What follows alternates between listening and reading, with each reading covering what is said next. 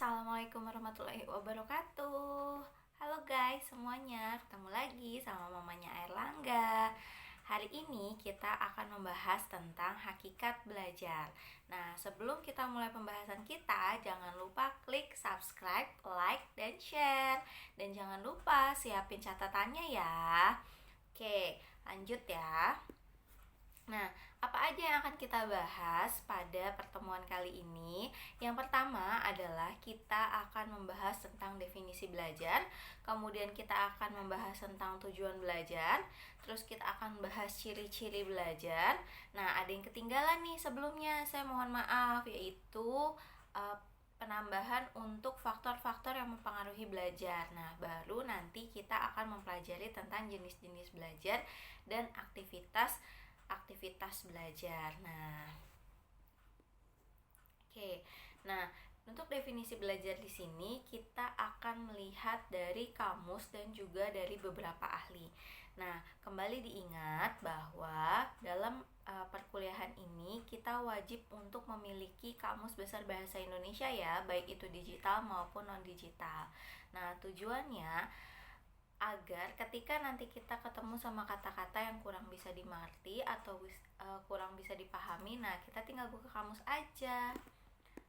Oke, definisi yang pertama dari Kamus Besar Bahasa Indonesia. Apa ya yang tertulis di Kamus Besar Bahasa Indonesia tentang belajar? Nah, belajar di Kamus Besar Bahasa Indonesia diartikan sebagai berusaha memperoleh kepandaian atau ilmu, berlatih, berubah tingkah laku, atau tanggapan yang disebabkan oleh pengalaman.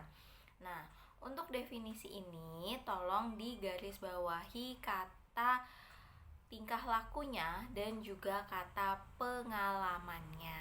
Buat apa? Nanti. Nah, selanjutnya menurut Winkel, belajar adalah aktivitas mental atau psikis yang berlangsung dalam interaksi aktif dengan lingkungan yang menghasilkan perubahan-perubahan dalam pengetahuan, pemahaman, keterampilan, nilai, dan sikap. Nah, jadi menurut Winkel di sini belajar itu adalah sesuatu yang abstrak, sesuatu yang tidak nampak. Kenapa? Karena adanya di dalam pikiran secara psikis saja. Nah, untuk definisi di sini mohon untuk garis bawahi kata pengalaman, perubahan keterampilan, nilai, sikap. Nah,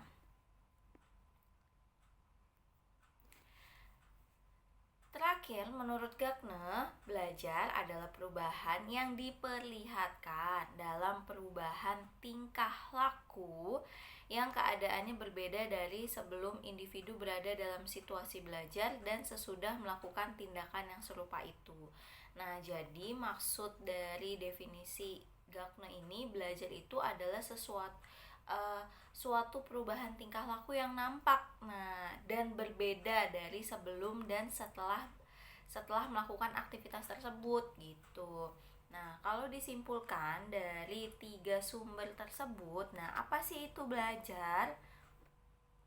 Nah, jadi kalau kita gabungkan dari 3 definisi yang tadi, dari Kamus Besar Bahasa Indonesia, dari Winkel, dan juga dari Gagne, maka bisa ditarik kesimpulan bahwa belajar adalah perubahan tingkah laku yang terjadi pada individu meliputi aspek kognitif, afektif, psikomotorik karena adanya pengalaman. Jadi perubahannya itu tidak hanya satu sisi saja, tapi juga dari 3 sisi, dari pikirannya, dari emosinya, dan juga dari sikapnya. Nah, kenapa sih kita harus belajar? Nah, yang pertama adalah untuk mendapatkan pengetahuan. Nah, seperti yang tadi sebelumnya bahwa belajar itu mencakup aspek kognitif. Nah, jadi kenapa kita harus belajar? Biar kita dapat pengetahuan, biar kita tahu. Nah, ketika kita sudah dapat pengetahuan, maka yang kedua, kita akan dapat membentuk sikap kita. Nah, sikap ini kaitannya sama apa? Kaitannya sama afeksi. Karena ketika kita melibatkan perasaan dan kita punya pengetahuan bagaimana cara cara meluapkan emosi tersebut, nah maka sikap kita akan terbentuk. Nah, terakhir, ketika kita sudah dapat pengetahuan, sudah bisa membentuk sikap kita, nah maka kita akan membangun konsep, dan dengan konsep tersebut kita punya keterampilan. Nah, kaitannya sama apa? Kaitannya sama aspek psikomotorik gitu. Jadi kenapa kita harus belajar? Karena 3 poin ini, biar kita punya pengetahuan, biar kita sikapnya bisa lebih baik dan benar, dan yang terakhir biar kita punya penanaman konsep tertentu dan biar kita punya keterampilan. Nah, gimana sih ciri-ciri seseorang yang dikatakan sudah belajar? Nah, karena belajar adalah suatu perubahan, nah jadi tentu di sini semua maksudnya adalah perubahan. Nah, yang pertama adalah perubahan yang disadari dan disengaja. Nah, kenapa dibilang disadari dan disengaja? Karena nggak ada orang yang tiba-tiba celing terus langsung pintar bahasa Inggris, itu nggak ada.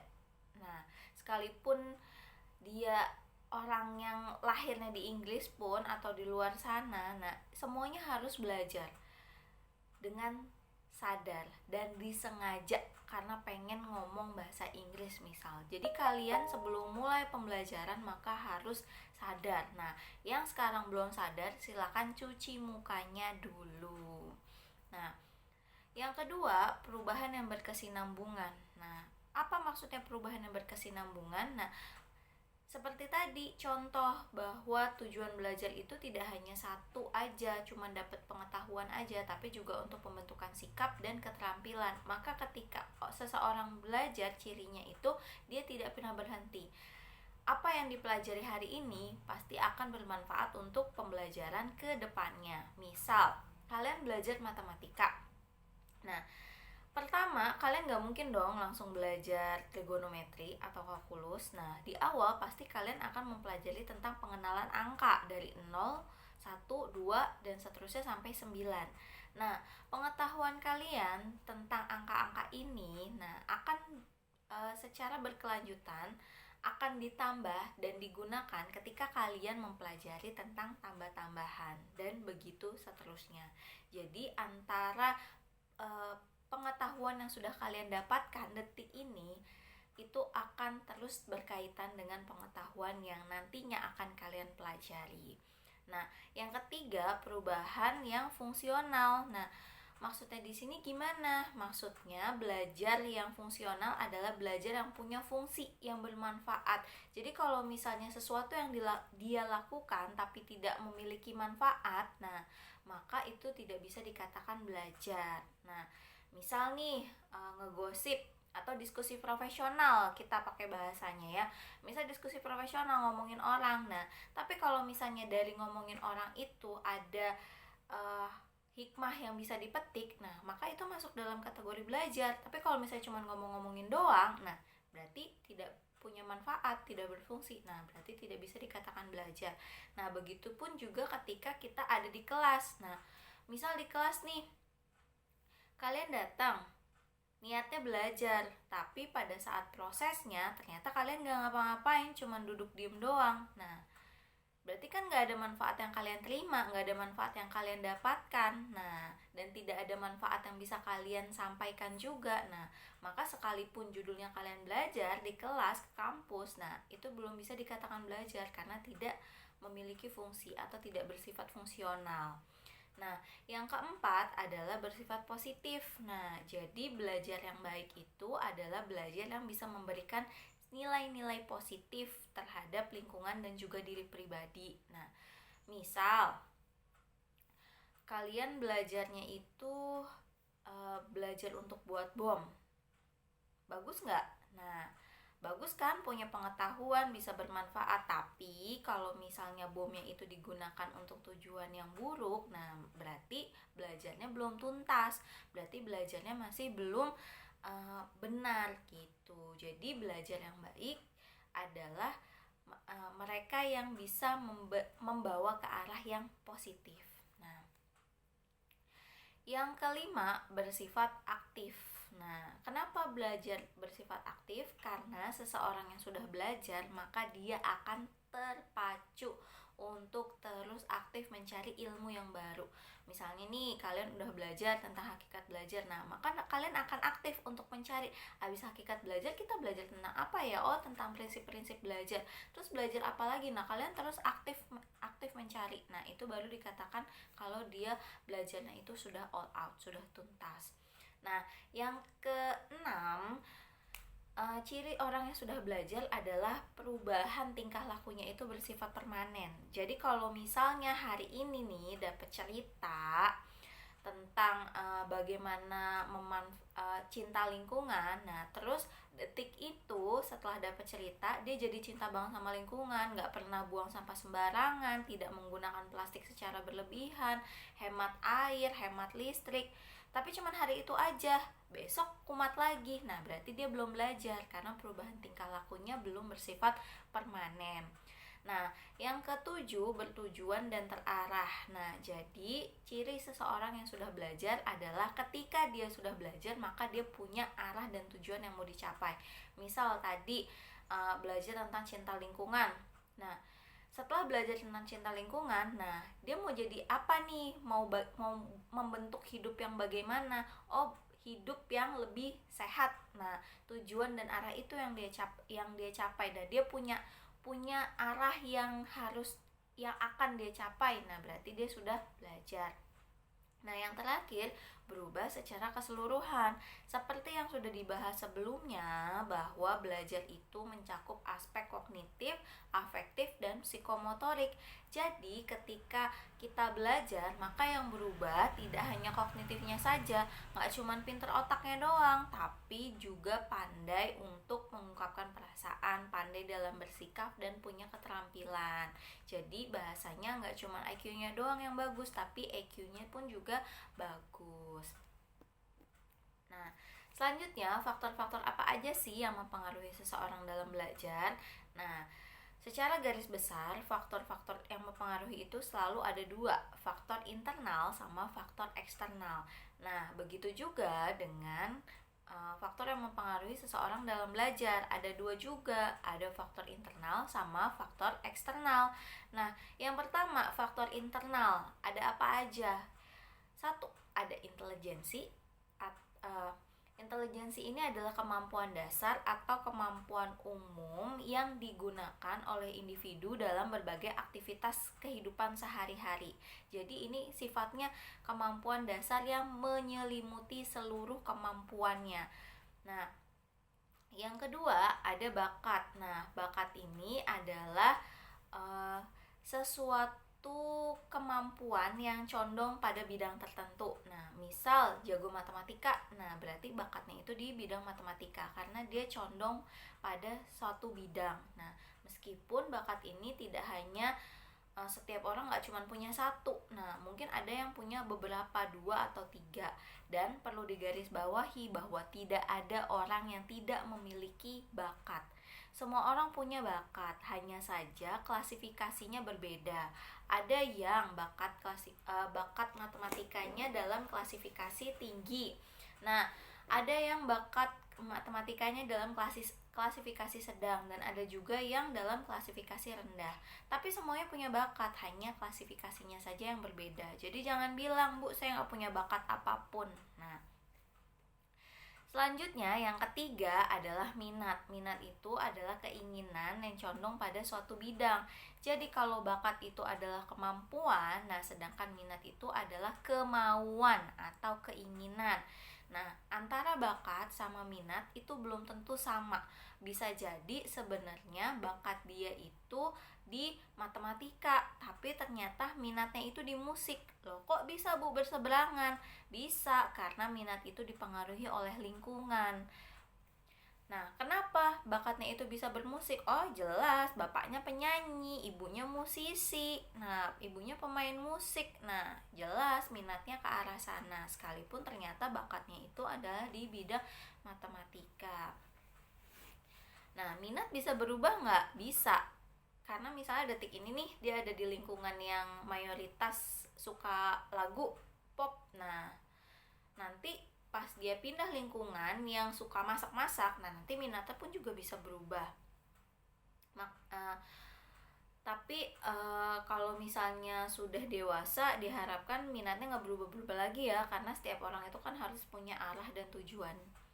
Nah, yang terakhir adalah kondisi fisik. Nah, jadi kalau misalnya ada orang yang belajar tapi kondisinya lagi nggak sehat, misal lagi pilek nih, kalau pilek kan kepalanya puyeng, hidungnya meler, keliengan, panas, menggigil, dan lain sebagainya. Nah, dia nggak akan bisa belajar secara maksimal, nggak akan dapat ilmunya secara optimal karena boro-boro untuk menyerap ilmu pengetahuannya, tapi ngerasain badannya udah menggigil aja udah repot. Nah, jadi itu faktor-faktor yang mempengaruhi belajar secara internal. Nah, secara eksternalnya yang pertama ada keluarga. Nah, gimana nih peran keluarga dalam mendukung seseorang untuk belajar? Misal, kita lagi belajar nih, tapi mamahnya justru malah dangdutan, nyetel musik kencang banget. Nah, udah dibilang, "Ma, aku lagi belajar," tapi bukannya dimatiin, tapi tetap aja dinyalain dan justru malah volumenya digedein. Nah, berarti kan keluarganya tidak mendukung dia dalam proses belajar. Nah, berarti itu juga mempengaruhi dalam proses belajar dan hasil belajarnya. Nah, yang kedua adalah sekolah. Nah, kenapa sekolah? Nah, karena belajar kan umumnya dan akan familiar kalau dibahas di sekolah karena umumnya terjadi di sekolah. Nah, sekolah ini berperan dalam memberikan pengajar atau guru yang kompeten dalam bidangnya. Misal, kalian belajar fisika, tapi guru yang ngajar itu lulusan kimia. Nah, tentu kan kemampuannya itu akan berbeda dengan guru yang memang latar belakangnya itu fisika. Sama aja kalau misalnya kalian di sekolah nih. Nah, tapi guru BK-nya itu bukan latar belakang pendidikannya guru BK, tapi misalnya olahraga. Nah, tentu kan pasti akan memberikan pelayanan dan pembelajaran yang berbeda dong dengan mereka yang latar belakangnya sesuai dengan bidang pendidikannya. Nah, yang ketiga adalah dari lingkungan masyarakat. Nah, gimana lingkungan masyarakat sekitar Anda mendukung dalam proses belajar? Nah, misal contoh yang tadi, kalau yang pertama kan keluarga itu ibunya yang nyetel musik kencang. Nah, kalau lingkungan masyarakat, nah bisa jadi tetangganya yang nyetel musik kencang banget. Nah, atau misalnya gini, pas kalian lagi belajar, nah tetangga lewat, manggil-manggil. Terus, "Ngapain lu? Ya elah, hari gini masih belajar." Nah, itu salah satu bentuk respon dari lingkungan masyarakat yang tidak mendukung proses belajar. Nah, yang terakhir adalah sarana dan prasarana. Nah, bagaimana ketersediaan fasilitas dalam kalian belajar. Contoh kayak misalnya sekarang aja nih, kan belajarnya daring. Nah, kalau misalnya gawainya nggak ada, terus sinyalnya pun juga sulit, nah gimana kalian mau belajar? Orang sarana prasarananya aja tuh nggak ada dan nggak bisa menunjang dalam proses pembelajaran. Jadi kalau misalnya merasa nilainya kok selama ini kurang bagus ya, atau misalnya melihat orang lain, adik, sepupu dan lain sebagainya, kok nilainya kok kurang bagus, kenapa ya? Nah, coba dicek faktor-faktor ini, mungkin salah satu diantaranya ada yang bermasalah.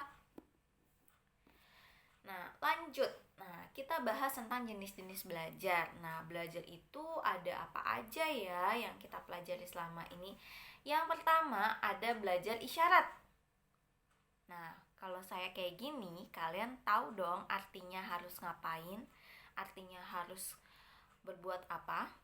Nah, ini namanya belajar isyarat. Jadi, ketika kita belajar isyarat, kita akan memahami tentang bahasa tubuh seseorang. Atau misalnya gini. Nah, kalian pasti tahu dong gimana perasaan orang, padahal perasaan saya gitu maksudnya. Nah, padahal saya nggak ngomong apa-apa. Atau, nah, kalian tahu juga dong maksudnya apa. Nah, itu yang namanya belajar isyarat. Sesuatu yang dipelajari untuk memahami makna dari lawan bicara tanpa lawan bicara itu harus mengungkapkan kata-kata.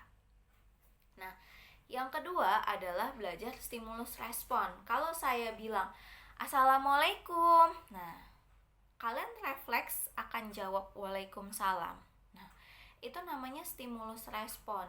Jadi ketika ada stimulus atau ada perangsang kalian untuk melakukan sesuatu, nah maka kalian akan seketika meresponnya. Kayak misalnya nama kalian dipanggil, woi Rangga. Nah, yang namanya Rangga pasti nengok. Nah, stimulusnya adalah panggilan. Nah, respon kalian adalah menoleh. Sama seperti yang tadi, saya bilang assalamualaikum. Nah, itu stimulus. Nah, respon kalian adalah menjawab waalaikumsalam. Nah, jadi di sini kalian juga mempelajari tentang bagaimana harus merespon orang lain. Nah, selama ini dipelajari tapi mungkin nggak menyadarinya ya bahwa itu adalah bagian dari belajar. Nah, yang ketiga adalah belajar merantaikan. Nah, belajar merantaikan ini adalah belajar untuk menggabungkan suatu aktivitas tertentu. Misalnya, membangun rutinitas. Nah, membangun rutinitas gimana? Kalian pulang ke rumah dibiasakan untuk kalau pulang naruh sepatu di rak sepatu, terus abis itu cuci tangan dulu, terus abis cuci tangan kalian taruh barang-barang kalian ganti baju, terus kalian makan.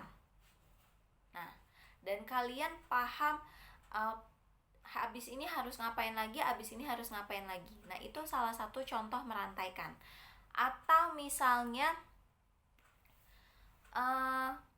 kalian belajar, nah kalian kan suka main TikTok nih. Nah, kalau main TikTok itu kan pakai gerakan nih. Nah, kalian apal abis begini, nah terus ngapain lagi? Nah, terus abis gini, nah ngapain lagi? Nah, itu namanya, itu juga bagian dari belajar merantaikan. Jadi menggabungkan gerakan-gerakan menjadi satu kesatuan.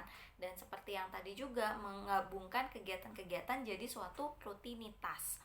Nah, yang keempat adalah asosiasi verbal. Nah, asosiasi verbal ini kaitannya dengan pembelajaran bahasa. Nah, tahu kan kalau verbal itu pasti kata-kata dan bahasa. Nah, maksudnya gimana? Maksudnya adalah kalian mampu untuk menjelaskan suatu benda. Kayak misalnya, apa ya contohnya? Saya agak jauh dari barang-barang. Nah, kayak misalnya nih, saya menggambar kotak. Nah, kalian tahu bahwa itu adalah kotak. Nah, terus hal lain lagi. Nah, kalian kan belajar bikin makalah. Nah, kalian mungkin pernah ada yang buat cerpen, atau kalian pernah ada yang main tebak kata. Nah, kalian mampu menggabungkan kata-kata tersebut. Nah, itu juga bagian dari asosiasi verbal. Nah, yang kelima, ya ketahuan saya suka baca webtoon. Nah, yang kelima adalah belajar membedakan. Nah, belajar membedakan di sini contohnya kalian bisa kenal teman-teman kalian baik nama maupun wajah. Nah, itu juga bagian dari belajar membedakan. Padahal kan semuanya sama manusia. Nah, tapi kalian bisa membedakan dari nama dan juga wajah. Satu. Yang kedua, nah, kalian bisa membedakan, oh ini mobil Toyota Fortuner, oh ini mobil BMW, nah oh ini mobil Hino. Nah, kalian bisa membedakan, padahal kan itu semua termasuk di dalam mobil. Nah, terus misalnya nih, saya punya tempat minum, punya tumbler. Nah, kalian mungkin ada bilang itu tempat minum, itu tumbler, itu gelas, nah dan lain sebagainya. Tapi semua itu benar, tapi kalian bisa menyebutkan suatu benda dengan kata yang mirip atau kata yang serupa. Jadi bukan menyebutkan benda dalam kata yang mirip atau serupa ya. Jadi kalian bisa membedakan dan bisa tahu bahwa bendanya tuh ya itu aja gitu loh maksudnya. Nah, terus yang ke berapa nih? Yang keenam adalah belajar konsep. Nah, belajar konsep di sini adalah kalian mempelajari pengetahuan dasar tentang suatu hal. Misal, kalian tahu kenapa terjadi gunung meletus, atau kalian mempelajari bagaimana cara pembuatan tempe. Kenapa tempe itu harus direbus dulu kedelainya, harus dicuci bersih dulu. Nah, itu adalah bagian dari belajar konsep. Atau gini, kalian belajar tentang keterampilan konseling. Nah, sebelum kalian praktek melakukan konseling. Nah, belajar keterampilan konseling secara teorinya, nah itu juga dinamakan belajar konsep. Sama kayak sekarang, kita belajar tentang hakikat belajar. Nah, teori belajar dan pembelajaran ini nantinya akan digunakan ketika kalian bimbingan klasikal untuk praktek jadi guru. Nah, teori belajar dan pembelajarannya ini itu belajar konsep gitu. Nah, yang selanjutnya adalah belajar dalil. Nah, atau belajar tentang aturan. Nah, jadi kita mempelajari tentang serangkaian aturan-aturan yang berlaku, mana yang baik, mana yang benar, mana yang salah, dan juga kita mempelajari bahwa 1 tambah 1 itu 2, 2 kali 2 itu adalah 4. Jadi belajar dalil di sini adalah mempelajari sesuatu yang memang sudah ada aturannya dan memang sudah pasti. Nah, misal masuk kuliah jam 7 pagi. Nah, itu udah aturan, itu udah rules. Nah, kalian tahu dan paham tentang itu maka kalian sudah belajar dalil. Nah, yang terakhir adalah belajar memecahkan masalah. Nah, tahu dong kalau yang ini maksudnya gimana. Jadi belajar untuk mencari solusi atas masalah yang dihadapi, baik masalah diri sendiri maupun orang lain. Nah, nanti kalian di sini sebagai mahasiswa BK, sebagai calon konselor, nah itu harus pandai memecahkan masalah. Nah, masuk ke pembahasan yang terakhir tentang aktivitas-aktivitas belajar. Nah, ada 8 aktivitas belajar. Yang pertama adalah aktivitas belajar visual. Nah, dari katanya tahu dong kalau belajar visual ini adalah belajar yang menggunakan indera penglihatan. Jadi, semua aktivitas belajar atau kegiatan belajar yang menggunakan indera penglihatan itu masuk dalam kategori visual activities atau aktivitas visual. Contohnya apa aja? Contohnya baca, nonton, lihat pameran, terus studi tour, misalnya kalian lihat gajah, kalian lihat harimau, kalian lihat gorila. Nah, itu masuk dalam visual activities. Terus kalau misalnya kalian lihat demonstrasi, nah kalian lihat TV kemarin demo gimana, nah itu juga masuk dalam visual activities. Nah, yang kedua adalah oral activities. Nah, oral activities ini adalah seluruh aktivitas-aktivitas atau kegiatan belajar yang menggunakan mulut. Dan pengecapan juga ya. Jadi di sini contohnya kurang. Jadi oral di sini bukan hanya tentang pengucapan atau penyampaian melalui kata-kata atau suara saja, tapi juga pengecapan.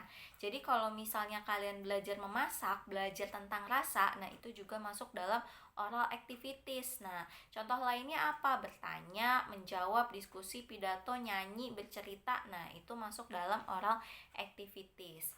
Nah, yang ketiga adalah listening activities. Nah, listening activities ini adalah pembelajaran yang menggunakan indera pendengaran. Nah, contohnya apa aja? Contohnya dengerin musik, dengerin ceramah, dengerin pidato, dengerin orang ngegosip. Nah, dan lain-lainnya yang menggunakan indera pendengaran, nah itu namanya listening activities. Nah, yang keempat adalah writing activities. Nah, writing activities ini adalah aktivitas belajar yang menggunakan tangan, tapi yang ditulis hanya kata-kata saja. Nah, bukan gambar. Jadi hanya kata-kata aja. Contohnya kalian bikin makalah, kalian bikin cerpen, kalian bikin puisi, kalian bikin surat cinta, teks pidato, surat wasiat. Nah, itu semuanya masuk dalam writing activities. Aktivitas belajar yang menggunakan tangan untuk membuat susunan kata dan kalimat. Nah, yang kelima ada drawing activities. Nah, kenapa yang tadi writing activities itu hanya kata-kata? Nah, karena kalau yang dibuat gambar itu namanya drawing activities. Jadi untuk membuat gambar, bikin denah, bikin pola, terus bikin grafik, bikin sosiogram, nah itu masuknya dalam drawing activities atau aktivitas menggambar. Nah, terus yang selanjutnya adalah motor activities. Nah, motor activities ini adalah aktivitas belajar yang menggunakan seluruh anggota tubuh atau dengan bergerak. Nah, contohnya apa aja? Contohnya berkebun, terus nanam jagung, nanam padi, terus olahraga, bermain, main petak umpet, terus renang, terus melakukan praktek ilmiah, praktek bikin tempe, praktek bikin tahu, buat anyaman. Nah, itu namanya motor activities yang menggunakan gerakan. Nah, kalian ngedance, kalian TikTok itu juga belajar motor. Nah, yang ketujuh adalah activities mental. Nah, activities mental atau aktivitas belajar mental ini adalah aktivitas belajar yang menggunakan akal pikiran dan terjadi secara abstrak. Jadi wujudnya nggak kelihatan, tapi itu terjadi dan terjadi di dalam pikiran Anda. Contohnya apa? Contohnya mengingat, memecahkan masalah, memahami sebab akibat, memahami isi hatinya dia, terus mengambil keputusan. Nah, mempertimbangkan jadi ditembak apa enggak. Nah, itu namanya belajar aktivitas mental. Karena dia terjadi tapi tak nampak oleh kasat mata. Nah, yang terakhir adalah emotional activities. Nah, emotional activities ini adalah aktivitas belajar yang melibatkan afeksi atau emosi seseorang. Jadi, apa saja yang termasuk di dalam emotional activities? Nah, berempati, terus mengontrol emosi sama relaksasi. Nah, jadi kalau misalnya kalian belajar untuk tidak meluap-luap ketika marah dan tidak terlalu bersedih ketika kalian dapat musibah, nah itu masuk dalam emotional activities. Nah, tapi harus digarisbawahi bahwa dalam satu kegiatan belajar itu mayoritas tidak hanya fokus pada satu aktivitas aja, atau satu kegiatan belajar itu berarti hanya satu aktivitas belajar, itu enggak. Tapi dalam satu kegiatan belajar memungkinkan terjadi beberapa aktivitas belajar. Contoh misalnya, saya meminta kalian untuk buat drama. Nah, dramanya itu harus ditampilkan di depan kelas. Nah, saya kasih skrip ke Anda. Nah, dapat bagian-bagiannya, dapat dialognya. Nah, pada saat kegiatan belajar tersebut, nah, yang terjadi bukan hanya motor activities aja karena kalian bermain peran, tapi juga ada aktivitas yang lain. Nah, kita lihat, ketika kalian dapat skrip, kalian dapat naskah, tentu kalian baca dong. Nah, ketika kalian baca, maka itu namanya visual activities. Nah, ketika udah kalian baca, terus bagian kalian untuk berdialog, nah kalian ngomong dong. Nah, ketika kalian ngomong, nah itu namanya oral activities. Nah, ketika kalian udah berdialog, nah lawan main kalian juga berdialog. Nah, nggak mungkin dong ngomongnya barengan, pasti gantian. Nah, ketika lawan bicara kalian itu berbicara, berdialog juga, nah kalian akan listening activities. Nah, terus misalnya nih, ternyata di teksnya itu kayaknya ada yang kurang pas nih, harus diganti nih. Nah, maka writing activities. Terus, misal ternyata di dalam dramanya tersebut kalian jadi pelukis, terus kalian ngelukis. Nah, itu drawing activities. Atau misalnya di dalam suatu drama itu kalian harus bikin plotnya, harus bikin denah lokasinya, harus ngedesain backgroundnya dan lain sebagainya. Nah, itu drawing activities. Nah, terus pada saat berdialog nggak mungkin dong cuman diem, pasti adalah dialog, misal lagi belanja di pasar, atau misalnya lagi mikul dagangan, atau misalnya lagi kerja ngetik-ngetik. Nah, gerakan kalian itu masuk dalam motor activities. Nah, ketika kalian tadi baca skrip, baca teks, nah pas tampil nggak mungkin dong masih pegang teks itu lagi. Nah pasti disimpan kan. Nah terus gimana biar kalian nggak salah pada saat pada saat tampil drama? Ya kalian pasti nginget-nginget dong dialog kalian itu nanti ngomongnya gimana ya. Nah ketika kalian mengingat maka mental activities. Nah, pada saat kalian berdialog, nah kalian pasti akan menyesuaikan intonasi sama ekspresi wajah kalian terhadap isi dari dialog tersebut. Nah, kalau misalnya dibilang Haning berjalan dengan bersedih kemudian menangis, lalu meratapi nasibnya sambil berkata, "Ya Allah, kenapa nasib aku seperti ini?" Nah, ketika berbicara seperti itu dan menciptakan ekspresi wajah yang sedih, nah, pasti kalian akan melibatkan emosi kalian dong. Nggak mungkin kalian bilang, "Ya Allah, kenapa hidup aku begini banget?" Nah, kan nggak mungkin. Nah, jadi dalam satu kegiatan belajar itu memungkinkan terjadinya beberapa aktivitas belajar sekaligus. Nah, sekian dulu sampai di sini pembahasan kita tentang hakikat belajar. Jangan lupa untuk komen tentang pembelajaran kita kali ini dan silakan sampaikan pertanyaan kalian di kolom komentar atau di grup WhatsApp kita. Nah, sampai di sini ya. Kalau misalnya ada pertanyaan, saya tunggu dan mari kita diskusikan semuanya. Nah, sekian dari saya. Wabillahi taufiq walhidayah. Wassalamualaikum warahmatullahi wabarakatuh. Terima kasih. Dadah semuanya. Jangan lupa jaga kesehatan dan patuhi protokol kesehatan COVID-19 biar keluarga kita aman dan terjaga kesehatannya. Dadah.